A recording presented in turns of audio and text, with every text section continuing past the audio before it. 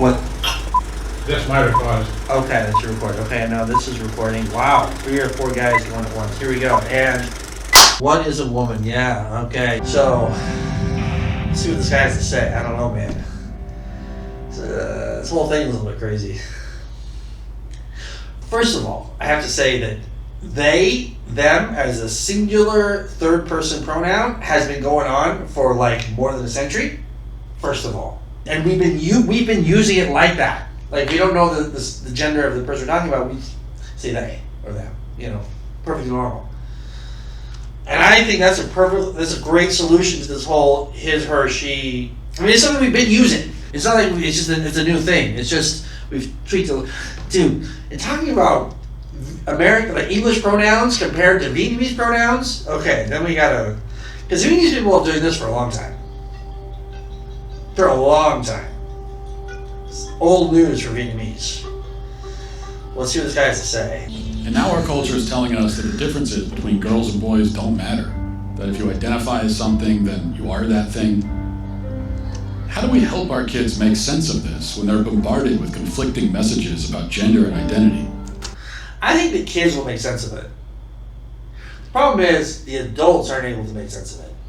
Because they've grown up with like a whole history, their whole lives. They've grown up with a certain baggage from their culture, from their religion, or from family, or from society in general about how things should be. And so I think it's a much bigger problem for adults than it is for kids. I think kids will get it. Forget trying to figure out women. The real question is, what is a woman? As you grow, your body changes from that of a young girl to that of a woman. Soon, Molly will be a young woman, having dates, going to dances in lovely romantic dresses. I mean, this is kind of like this opening here. Okay, I mean, it's kind of indicative of the way that a lot of people on the right look at the way society changes. Is that they'll just fall back on this is the classic argument. This is the classic understanding. Well, yeah, we know that's the classic understanding, but let's have a more sophisticated conversation about it. But what is truth? Is there a truth? Is this what progress looks like? Can my boys really become girls? Is there a son trapped in my daughter's body? If so, how do I get him out? Are any of my kids who they claim to be? Who are these people? Who am I? I better see a therapist.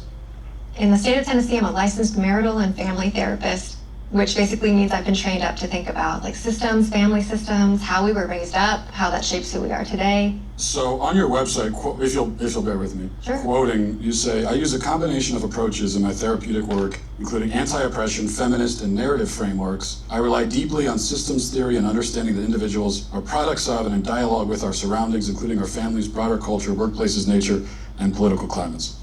What does that mean? Yeah, so thinking about the modalities that I use, I'm definitely informed by like feminist. I mean, that's great. He's asking the right question now. You need to understand what the other side is saying. Family therapy, and the idea is that we live in gendered worlds where there are certain imperatives that are placed on us about who we are and what we do based on how we've been gendered. From the minute I was assigned female, I was told, okay, these are the kind of clothing that you're going to wear, these are the kind Gendered. Something is done to you. Now it's been done to you. I have been gendered. It's the first time I've heard that word used in that way. So basically it's based on genitalia. So people looking at genitalia and deciding, okay, this is a girl or a boy. And we know now that like sex and gender are so much more than just this binary. Some women have penises, right? Some men have vaginas. That's not how gender works. How do we know that that's not true? Where do we learn that from? I learned that from hearing from transgender people who've said like, oh, I'm a trans woman. And just because I happen to have a penis, right, that doesn't mean that this is like who I am as a person, or that genitalia doesn't equal gender. Because this is such a politically charged topic, but I feel like I come from a kind of an interesting place in the sense that I grew up very much on the political right. Still to this day, my dad is like way Trump conservative. And I'm still to this day, I'm very devoutly religious as well. Religion, Christianity specifically, contributes a lot to this discussion and why people feel the way they do. I can come from that kind of perspective. But since I've grown up as an adult, I've gone very much farther left in my politics. Like, this is another thing, is that every single government is part socialist and part capitalist. This whole thing where it's like, oh, I'm for capitalism, oh, I'm for socialism. That's silly. Doesn't make any sense. Everything is part socialist and part capitalist. So there are a lot of things about the American system that is socialist. A lot of social ideas came from America. The 5-day work week, child labor laws, minimum wage. Every single system is part socialist and part capitalist. When you look at dictatorial regimes, they just take capitalist or leftist or rightist kind of ideologies and use those to have power over other people. So it's not necessarily that either ideology is completely wrong, it's just people abuse them. I mean, of course capitalism is necessary and good. And of course socialism is necessary and good. So what does this mean for this issue? The kind of culture of the farther left that talks about pronouns now and identity and gender identity, and how does that relate to this, and where do I fall on that? I mean, I'm always someone, as a matter of principle, I should call someone what they want to call themselves, whether I agree with it or not. Should I call Bombay or Mumbai? Well, we call it Mumbai because people living there call it Mumbai. And otherwise, like American Indians. Actually, American Indians don't really like to be called Native Americans. They like to be called the name of the tribe they're from. They're Apache, they're Navajo. In my tradition, we're called Mormon, because of the Book of Mormon, and we've called ourselves Mormon for over 100 years. But now, just in the last few years, okay, please don't call us Mormon, call us Latter-day Saints. Because Mormon doesn't say who we are. Mormon, was a guy. That doesn't express what we believe. The slippery slope argument is something that conservatives use a lot. Progressives are always trying to push society in a certain direction, and conservatives are trying to kind of hold it back to where it is. I mean, it's a very simplified way of thinking of it, but it's generally true. And that's the slippery slope argument is fallacy. Slippery slope logical fallacy is something that conservatives often use, where it's like, oh, if we take that step, then it's going to go all the way, to Z. If we take the step to B, it goes all the way to Z. If we allow gay marriage, then, all of a sudden, we're going to be allowing people to marry animals. It's like, no, not really. I mean, it's a logical fallacy. And so we have to be careful of that fallacy. And you look at society the way it's set up now, and you see the way people use racial hate terms, how it's regulated in society. And so I think that's kind of going to be a result of all these gender pronouns. For example, if someone were to beat someone up, and by using a pronoun was saying that you're not supposed to be a woman, you're a man, for instance, then it would just be considered to hate crime against transgender. That's the same way that the N-word would be regulated. But I also foresee arguments by a lot of people saying what's really going to affect everything. They're taking over the language. It's like, they're trying to take over the language the way that they're referred to. How do I know if I'm a woman? That's a great question. I like scented candles. So Yeah. I've watched Sex and the City. Yeah. See, now he's just making fun of it. Mm-hmm. I'm not sure if she realizes that he's making fun of it or not. But you always have to come with it with a certain amount of respect. So how do I know? Yeah, Matt, that question right there, that question is when it's asked with a lot of curiosity, right? That's the beginning of a lot of people's gender identity development journeys. So she's responding very truthfully and honestly, and he's being very sarcastic. And my wife is a woman, though I haven't asked her. Maybe I should. But if they're all women, and also the boy who sits down with you and says, I think I'm a girl, actually is one, then what is a woman? Yeah. Great question. I'm not a woman, so I can't really answer that. Okay, and so they cut away. That's good editing. Because I look at her and I think she's a woman. So he says, I'm not a woman. I'm surprised by that. Okay. But I want to hear what she identifies as and why. I want to hear the next part of that conversation. I wish he wouldn't have cut away. I thought therapy would make me less confused. Am I the only one feeling this way? I need to hit the road and find out. I mean, it's a lot of his jokes and his sarcasm are funny. Doesn't necessarily mean that I agree with We're them, talking about... but they are funny. And it's okay to express frustration because a lot of people are frustrated. And the world is changing.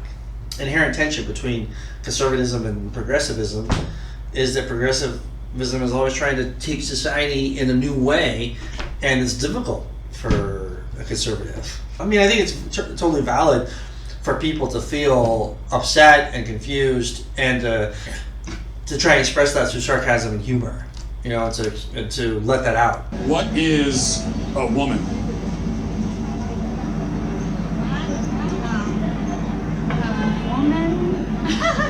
I don't want to assume, but you guys are all women? Yeah, we're women. So how would you define it, like in the simplest terms? That is hard. Yeah, it is. It is a stumper. Defining womanhood is just a project of someone who identifies as a woman. Yeah, but what do they identify? That's a very interesting answer, is that a woman is someone who will define what a woman is. It's kind of the same way, I know it's a hard answer for a lot of people to hear, but to me this is related to culture in the sense that, you know, what is, because I'm living in a time in Vietnamese culture where a lot of things are changing. You know, what is Vietnamese culture? What is Vietnamese cinema? You know, because that's what, I mean, I'm at a point in my career where I am influencing what Vietnamese cinema is, and I am not Vietnamese. And the only thing I can say, and having lived in a lot of different countries, in a lot of different cultures, and, you know, studied a lot of history, how Japan has changed in the last 150 years, how Asia in general has adapted to Western culture, for instance, and then how Western culture has adapted to Asia's adaptations. The only thing that you can define as American, for instance, is what people who identify as Americans do and say and wear and eat. That's the basis of it. That's the only thing that you can really, because what is American? What is Vietnamese? The only thing you can say that is truly Vietnamese is what Vietnamese people do or say or think or act or eat. That's Vietnamese. Because if you try to get more specific, it's always changing. It's always fluid. And so I kind of respect that answer. Although it feels very dangerous, and, you know, what does that mean? What do we have to stand on? What is the principle we have to stand on? What is a woman? What is a man? I don't know. Let's see what he says. They identify as a woman, but what is that? I honestly don't know. It's a simple question. It's a difficult question. So why is it so hard to answer? It's a good question. This is going to take some serious investigation. For all of human existence, women were understood to be a certain thing. So what changed? No one can seem to answer the question now. I wouldn't say that's necessarily true. I think in most cultures throughout history, there have always been gray areas. Like, how long has there been trans culture in Thailand? Indian culture, there's always been the third sex. Right. I mean, I think in every culture, I mean, there's always been gray areas. And I think that what he's talking about is the accepted norm, you know, throughout history has been the two distinct binary genders. I think the issue now is that gray area is just wants to be named. I've been aware of it since I was, growing up in Singapore as a 10-year-old. Because in bio class, where I'm watching a penis being turned into a vagina, like full surgery, because Singapore is not only the cleanest, but also the most modern of cities in Southeast Asia. There, sex change operations are routinely performed according to a special method developed by dynamic surgeon and gynecologist Professor Ratnam.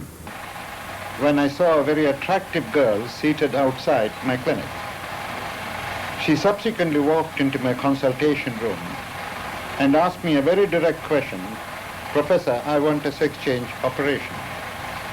At that time I knew nothing about sex change operation, and I told the patient that I knew nothing about it other than reading Time magazine and newspapers.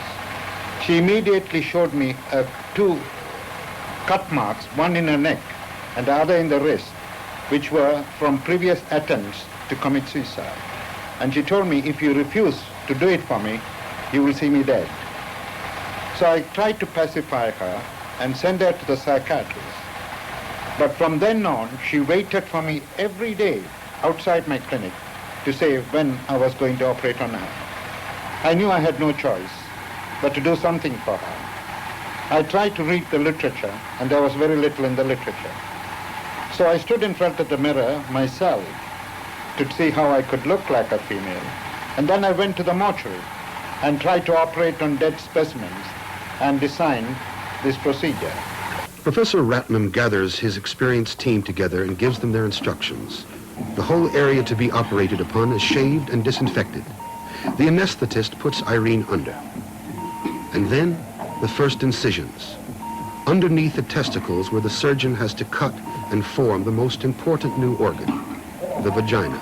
I was not too sure within myself whether I was doing the right thing or wrong thing for a very long time. Because having brought up as a doctor, I felt that I had no right to change another person. But as time went on, when I began to get the response from the patients, like some had written to me saying that they were blind all these years and that I had given them a new pair of eyes. Some have told me that you are another Christ to us. Some had told me that you have given us a new lease in life. So statements of this nature made me feel surer that I was doing some good to these people who had suffered in silence for many years of their life. And to them, it was a tremendous relief. The complex aspect of society and of psychology of people that were in the gray area was still there. It existed. Mm-hmm. You just didn't know about it. The fact that you don't know about something doesn't mean that it doesn't exist. That's the thing, is a lot of people in America are talking about like limiting freedom of speech. It's like, really? But the thing is that there is intense cultural pressure. That's the thing that's kind of coming out of the Me Too movement. And, you know, there were excesses in the Me Too movement. As great and beautiful thing as it was, you know, coming off of the excesses of the Me Too movement, where people are being tried with judge, jury, and executioner, you know, one person allows himself to be judge, jury, and executioner for someone in their career. So there's this intense cultural pressure to conform to a certain viewpoint that a lot of 100 million people don't agree with. And then to say that coming off of that, whereas like, you know, there's this cultural pressure to conform to the pronouns, and it's like, we just learned in the Me Too movement, if you don't conform, then your employment could be at stake, your job could be at stake, your livelihood could be at stake, your reputation could be at stake, your honor could be at stake, just from saying something. In that sense, from that viewpoint, it kind of makes sense, you know, why people feel like they're being oppressed because of that. That's the excess of the left, I think, is taking it to an extreme where it becomes a cultural revolution. Like where it becomes a witch hunt, where you feel like you have the power and the righteousness to be able to say, okay, this person isn't stepping along the party line, they deserve their livelihood to be taken away. And I don't agree with that. That's why we have a system of laws. You know, we have to have the rule of law above everything else. Thinking about it that way, I kind of understand the conservative backlash to it. There has to be structure to it. It has to have the rule of law to it. You can't have the right to take away my dignity or my honor or my livelihood just because of what I say. Can they pass law to where your use of words, if you misuse pronouns or you choose not to use a person's pronoun, you have inflicted emotional pain on that person who wants to be called that.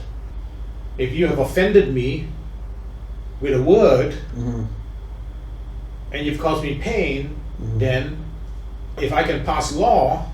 Yeah, but I think that the system of laws in the United States, the system like justice system, will look at that and people will naturally say, or it will quickly become apparent that's not a viable kind of law. Every single faction will have their own kind of agenda. And so they're going to try and shape society to their own agenda.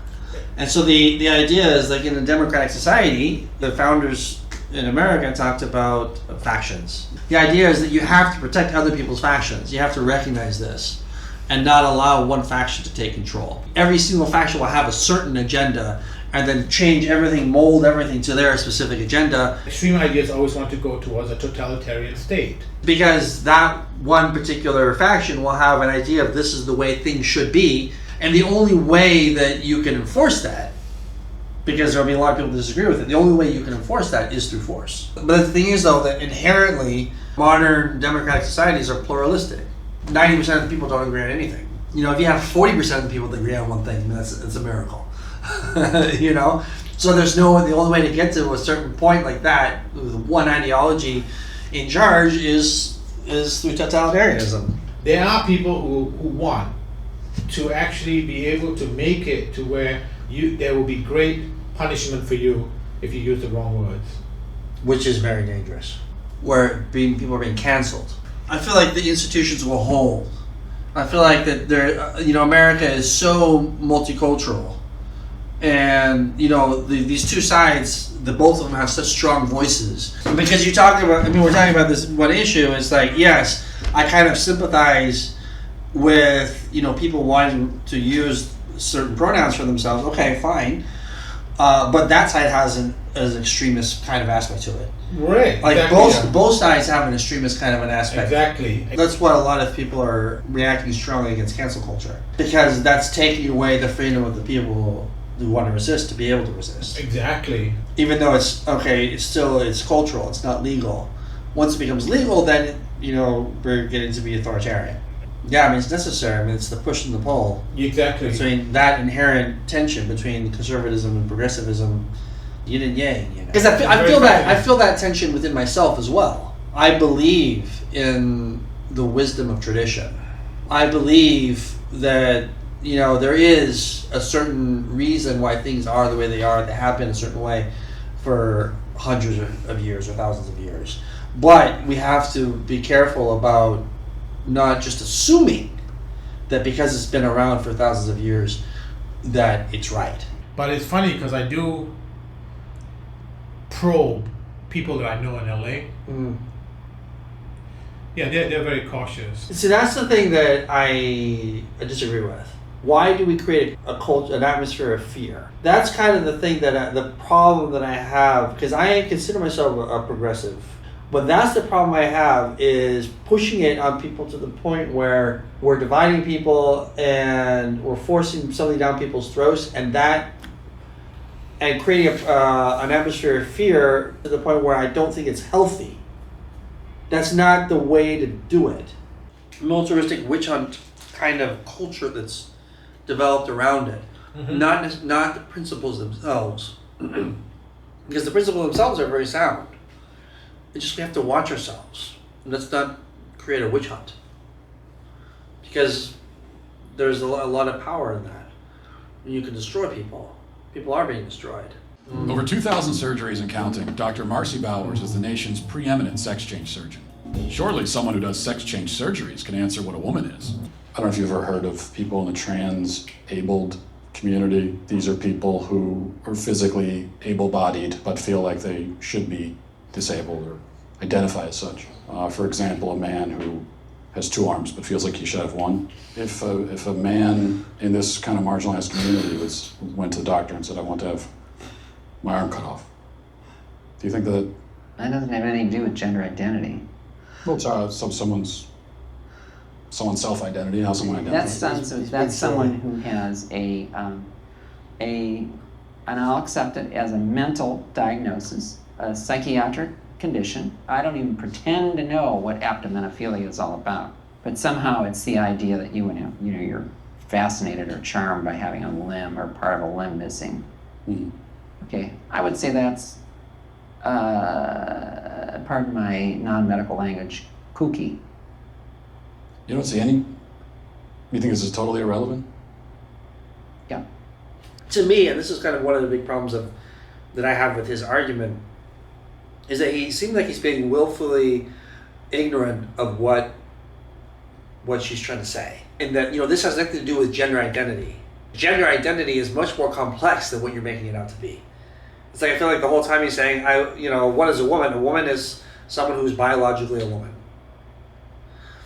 Okay, I mean, you can think that, but I mean, it's a fact that it's more complex than that. And there are a lot of people that gender, as we are now understanding it, is more complex than what you're talking about. And it seems like he's just not willing to address that. My thing is, I think a lot of conservative commentators tend to use this kind of few shot.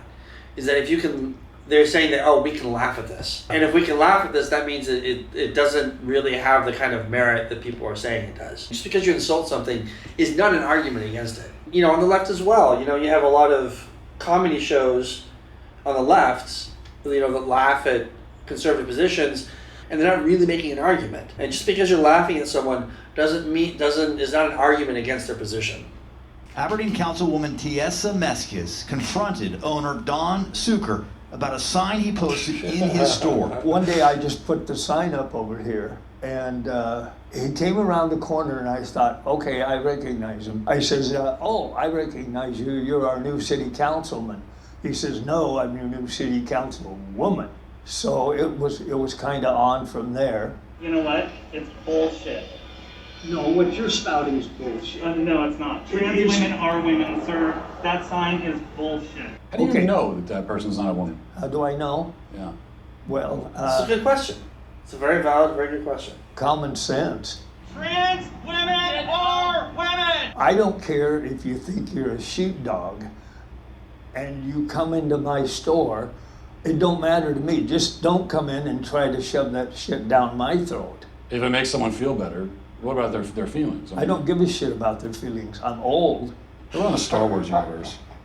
Jar Jar Binks, pansexual, do you think? Transgender? Why would I even care? If it's his truth. Well, it ain't true. How do you know that you're a man? How do I know that I'm a, I guess because I got a dick. Well, I guess Don. Got an old school. Yeah.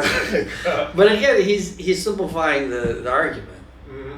I mean, he's just saying, oh yeah, there's no such thing as gender identity, which is not, to me, it's just not convincing. It's like, I mean, you got to do better than that, man. You know, I mean, because obviously there is, because people are expressing it. My name is Michelle Forcier, and I have a medical degree from University of Connecticut, residency, University of Utah Pediatrics. At what age can a child first begin to transition into another gender or identify themselves as a gender different from how they were born? Yeah.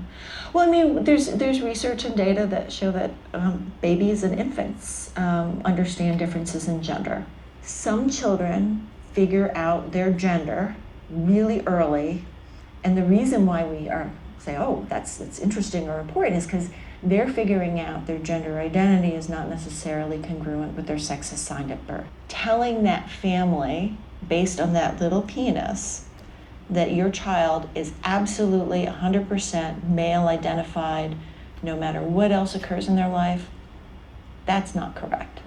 So what is gender affirmation care you're a big proponent of? If we walk through, a child is sitting down with you, is questioning their gender, what's the gender affirmation process?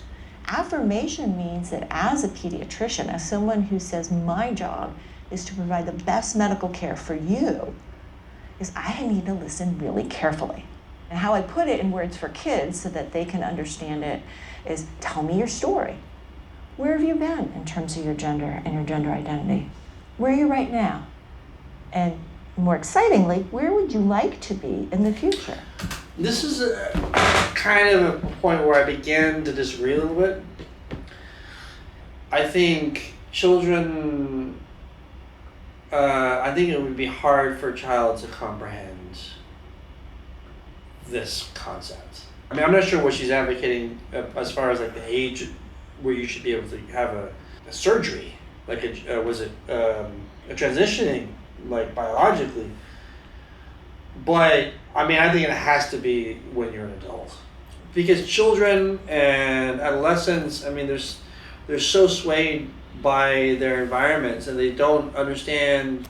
It's impossible to understand all the influences that are going on inside of them. just, I mean, I don't know, I guess just let people be who they are, and then if they want to transition, then transition, but when they're adults. Yeah, but I think right now what's happening is people are beginning to be put on hormone treatments as young as 13, 14. I don't agree with that. Youngest surgery so far is age 16. And there are a number of people who have gone through transitioning will argue online that, anyone below, who's not an adult should not be transitioning. I mean, I don't think you can make it any later than that. But I still feel like someone who's 18 or 19 is still, I mean, you can't, I mean, yes. I mean, legally speaking, you can't, I wouldn't be able to say that you can't do it. But I still feel like they should be heavily cautioned. Oh, yeah. To really, because it's a one-time thing, man. I mean, we don't know how to go back from it. Yeah, and that goes back to, again, when I was 10 years old, in that documentary in school, that was what we were taught. We have not had any regrets yet, but this is partly because we do not accept patients for this surgery just like that. We take it very seriously. First, I must convince myself that this person is one who is of a stable mind and who will benefit from surgery. I further strengthen my beliefs by sending them to independent psychiatrists who must also certify that these people are true transsexuals of stable mind and one who would benefit from the surgery. So we are very strict in selecting the patients and assessing their suitability. There will be a percentage of people who regret and then retransition back to their original sex. Can you retransition back? Well, difficult. Yeah, it's just like children, man. It's just. Have you ever met a 4-year-old who believes in Santa Claus? Mm-hmm. So this is someone who believes that, well, fat man is traveling through the sky on a flying reindeer at lightning speed, coming down his chimney with presents. Yeah. Would you say that this is someone who maybe has a tenuous grasp on reality? They have an appropriate 4-year-old handle on the Sure. reality Agreed. that's very real for them. Agreed. But Santa Claus is real for them, but Yeah. Santa Claus is not actually real. Yeah, well, but Santa Claus does deliver their Christmas presents. Well, yeah, but he's not real, though. To that child, they are. When I see a child who, believes in Santa Claus, and then let's say this is a boy and he says, I'm a girl. Mm-hmm. This is someone who can't distinguish between fantasy and reality, so how could you take that as a reality? Yeah, that's a good point. I would say that as a pediatrician and as a parent, I would say how wonderful my 4-year-old and their imagination is. Aren't kids famous for their active imaginations?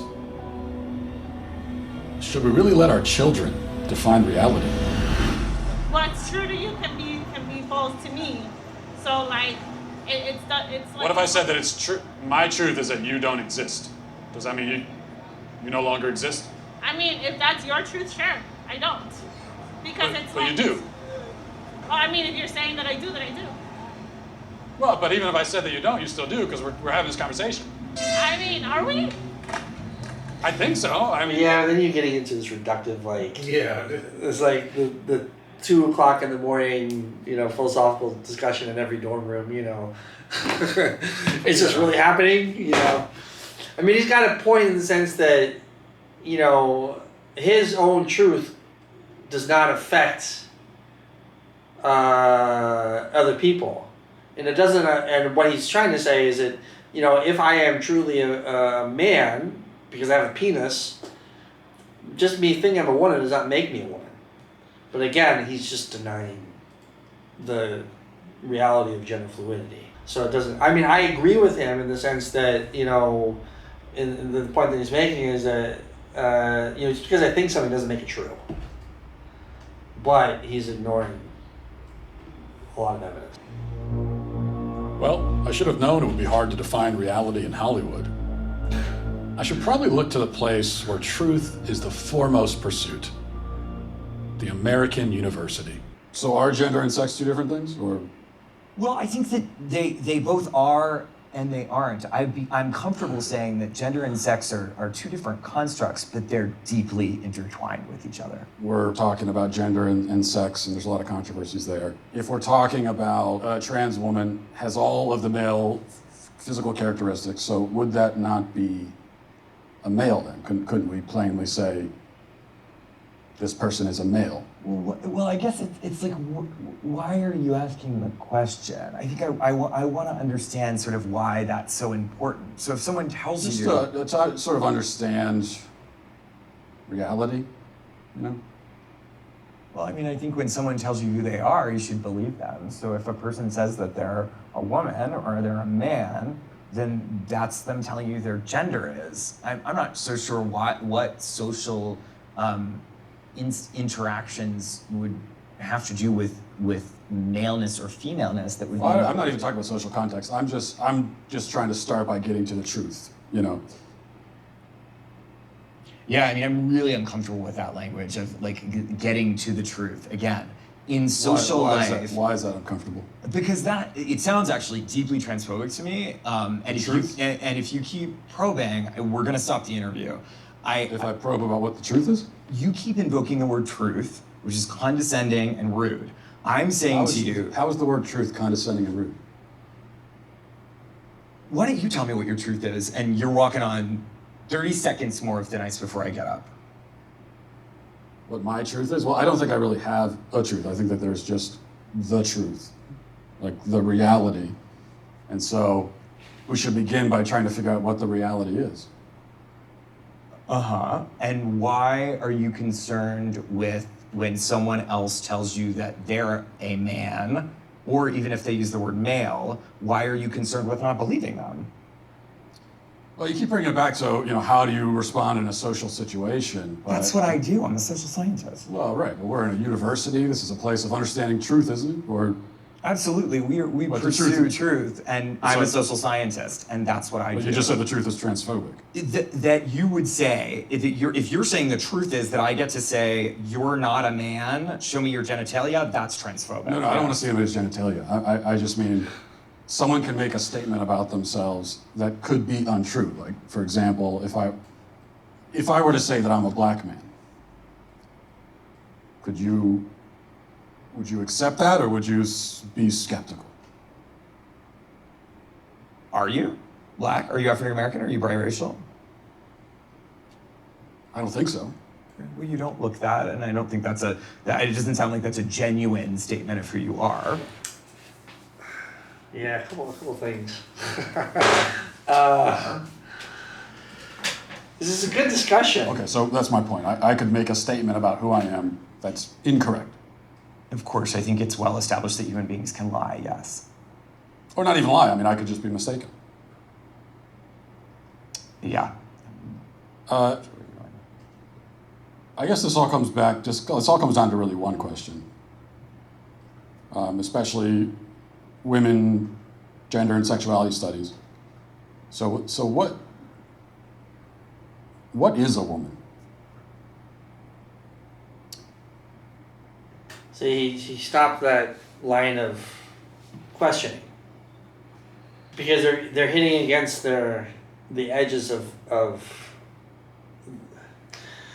he's heading against the weakness of his own argument, and the other guy is hitting against the edge of his ability to accept someone doesn't agree with him. And that's, I think, both of the weaknesses. That represents the weakness of both the right and the left in this conversation. This is kind of a microcosm of the way we're talking to each other. Because Matt Walsh is ignoring what he's saying, what the social scientist is saying. He's ignoring the fact that, yes, there is something called gender, and there is fluidity, and people are trying to express it, I mean, obviously. And on the left, if you don't see what I see, then I'm offended by it. And that I'm not going to interact with you, or I am going to be offended by you, and we're going to have to stop doing this, if you don't see it exactly the same way I do. Which is exactly, I think, the dynamic in society. Exactly. This is a perfect moment to kind of like that crystallizes what we were kind of like attacking earlier or addressing earlier. And I think that they both need to get past that.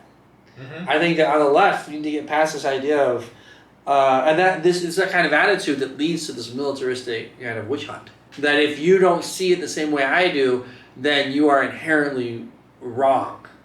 And we must stop that at all costs. Whereas people might just generally disagree. And that's fine. And let's have a conversation about it. Not shut it off, in 30 seconds. Whereas on the other side, you got to really listen to people. And people that are religious have no business saying to other people that, you know, whatever truth is inside of you, it's not true, because I know it's not true. Because that's exactly what people say about spirituality and religion. Because people have an intense spiritual experience, someone else can look at them, and they often do, and they say, okay, you didn't have that experience, just because I know you didn't. And so that argument goes both ways. And so that's why I think it's a completely dangerous argument for someone who's religious to make. Because he has his own experience, his own subjective experience, that someone on the left may very well attack him for and call him stupid for, and, you know, degrade him for.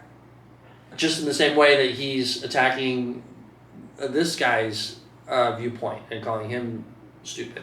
So it's a very, very dangerous position for him to take, as someone who's religious myself. Yeah, so this conversation is kind of a microcosm of the way we're having this conversation in America right now.